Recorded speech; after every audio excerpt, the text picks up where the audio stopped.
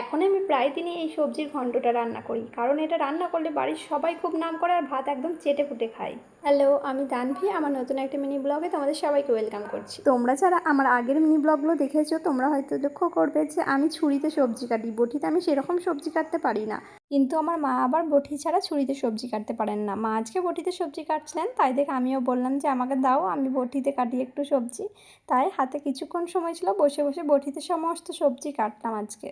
আচ্ছা, জানো তো আমার না এই মিনি ব্লগ করতে খুব ভালো লাগে, আর তাই আমার ইচ্ছে থেকে বা শখ থেকে এই ভিডিও আমি করি।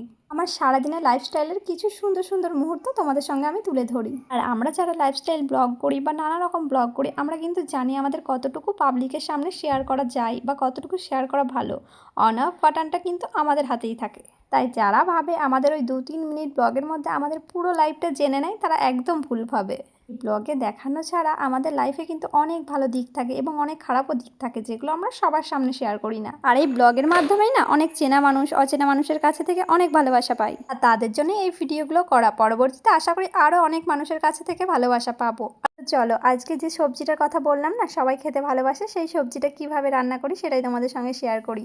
এর মধ্যে আমি নিয়েছি বরবটি, আলু, গাজর, তার সঙ্গে নিয়েছি মিষ্টি কুমড়ো, ক্যাপসিকাম, ছোলা, আর দিয়েছিলাম পুঁই শাক, আর দিয়েছিলাম ঝিঙে আর বেগুন। আজকে বেগুনটা যেহেতু দিইনি, কিন্তু বেগুনটা দিলে খুব ভালো লাগে।